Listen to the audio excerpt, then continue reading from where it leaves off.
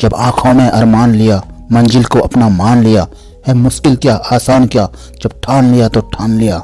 जंगल जिसमें सैकड़ों हजारों जानवर है, कोई बहुत लंबा है तो कोई बहुत ही ताकतवर, कोई बहुत चालाक है तो कोई इतना जहरीला कि एक डंक से मौत की नींद सुला सकता है, कोई सामने आकर 1 मिनट में फाड़ सकता है तो कोई छुप कर चाल चलता है, कोई जिंदा निगलने की काबिलियत रखता है तो कोई एक कुर्राहट से पसीने छुड़ा सकता है।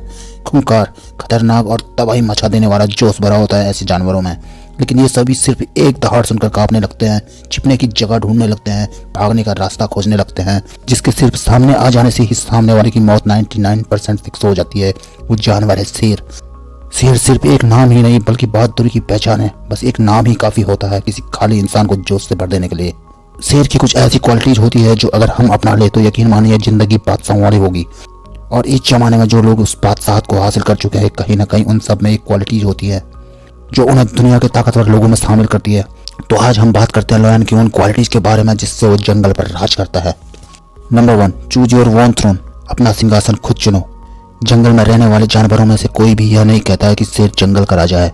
कोई उसे राजगद्दी नहीं देता और ना ही कोई उसकी ताजपोशी करता है, लेकिन फिर भी शेर जंगल का राजा ही होता है। वो जहाँ भी बैठता है वहीं उसका सिंहासन बन जाता है। वो जहाँ से भी गुजरता है तो पूरा इलाका शांत और खाली हो जाता है, क्योंकि शेर खुद को राजा मानता है। वो इज्जत ढूंढना नहीं बल्कि इज्जत करवाना जानता है। शेर अपने राजा होने की घोषणा नहीं करता, बल्कि उसके दहाड़ से ही जंगल में हड़कंप मच जाता है, और यही बात उसके राजा होने की घोषणा करती है। ठीक इसी प्रकार यदि हमें जीवन में अपना नाम करना है, कोई मुकाम हासिल करना है, तो कोई भी हमारी मदद करने वाला नहीं, बल्कि हमें खुद उस मुकाम के काबिल बनना पड़ेगा। आपको वो मुकाम पाने के लिए इतना जी तोड़ मेहनत करना पड़ेगा कि कोई आपसे मुकाबला करने की सोच भी ना पाए। इतना ऊपर उठ जाना है आपको मेहनत के दम पर कि कोई आप तक पहुंच भी ना पाए। Number 2, strong mentality. जिगर, जोश, ताकत, स्किल और पहचान सब साथ छोड़ देगा अगर आपकी मानसिकता कमजोर होगी। इसलिए सबसे जरूरी है अपनी मानसिकता को मजबूत करना। एक शेर की मानसिकता बहुत विशाल होती है। वो अपने विजन में एकदम क्लियर होता है। जब हाथी शेर के सामने आता है तो हाथी सोचता है, अरे बाप रे, इससे तो दूर ही रहना पड़ेगा। वही शेर के दिमाग में चल रहा होता है, अरे वाह, भरपेट खाना मिल गया। शेर की मानसिकता बहुत मजबूत होती है, जो उसे हमेशा हर मुसीबत से बचाती है। हम इंसानों के लाइफ में कई बार ऐसा होता है जब एक के बाद एक कई मुसीबतें दरवाजे पर खड़ी होती है। उस वक्त ज्यादातर लोग सिर पकड़ कर बैठ जाते हैं, क्योंकि उनका दिमाग काम करना बंद कर देता है।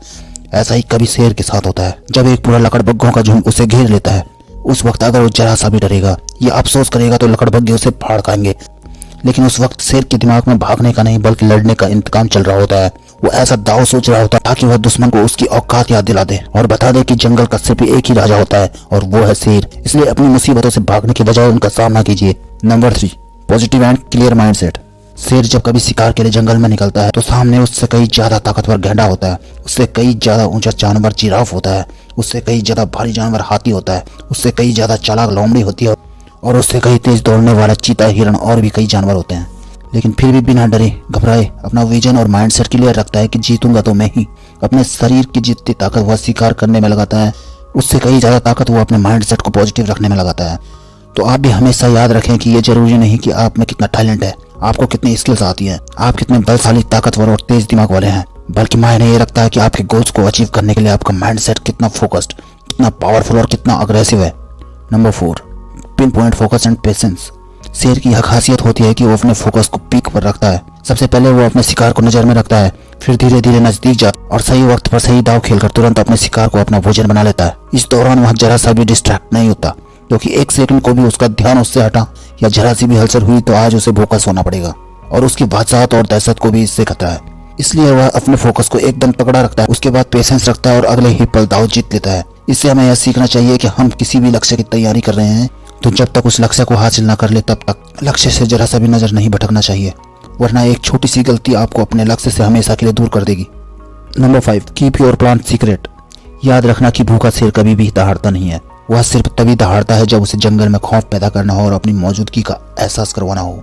लेकिन जब शेर भूखा होता है तो केवल ऑब्जर्व करता है, दबे पांव जितना हो सके अपने शिकार के नजदीक जाने की कोशिश करता है, उसके बाद अपनी पूरी ताकत उसे मार गिराने में लगा देता है। अपना 100% फोकस, अपना 100% पावर उसे पाने में रोक देता है। जबकि हमारी सबसे बड़ी गलती यही होती है कि हम अपना प्लान पहले से ही शो कर देते हैं बिना सक्सेस हासिल किए बिना। तो जब तक आप सक्सेस नहीं हो जाते तब तक अपनी चाल, अपनी स्ट्रैटेजी को सीक्रेट रखिए। Number 6, willing to fight. एक शेर लड़ने के लिए हमेशा तैयार रहता है, प्रॉब्लम और चैलेंजेस से निपटने के लिए हमेशा तैयार, शिकार और खिलाफ होने वालों को झुकाने के लिए हमेशा तैयार रहता है। जब बात उसकी बहादुरी पर आ जाए तब भले ही एक शेर लकड़बग्घों की झुंड से लड़ता हुआ मर जाएगा, लेकिन पीछे नहीं हटेगा। इसलिए जीवन में कुछ बड़ा करने के लिए अपने कलेजे से डर को निकाल दो और लड़ने के लिए तैयार हो जाओ, क्योंकि जब तक जिंदगी है लड़ना तो पड़ेगा। इसलिए एक बादशाह वाली जिंदगी जीने के लिए और बहादुरी की मिसाल बनने के लिए शेर की मानसिकता और उसकी खासियत को अपना लो। ना कभी कोई इग्नोर कर पाएगा और ना कभी कोई कब्जा कर पाएगा। बस हौसला रखो, सब मुमकिन है। तो दोस्तों, ये थी शेर की वो कुछ क्वालिटी जो शेर को जंगल का राजा बनाती है, क्योंकि जंगल में चुनाव नहीं होते। दोस्तों, अगर वीडियो पसंद आए तो लाइक और शेयर कर दीजिए और आगे भी ऐसी वीडियो देखने के लिए चैनल को सब्सक्राइब कर दीजिए और शामिल हो जाइए विनर्स जोन में। तो दोस्तों, जल्दी मिलते हैं अगली वीडियो में। तब तक के लिए नमस्कार और वीडियो को अंत तक देखने के लिए धन्यवाद।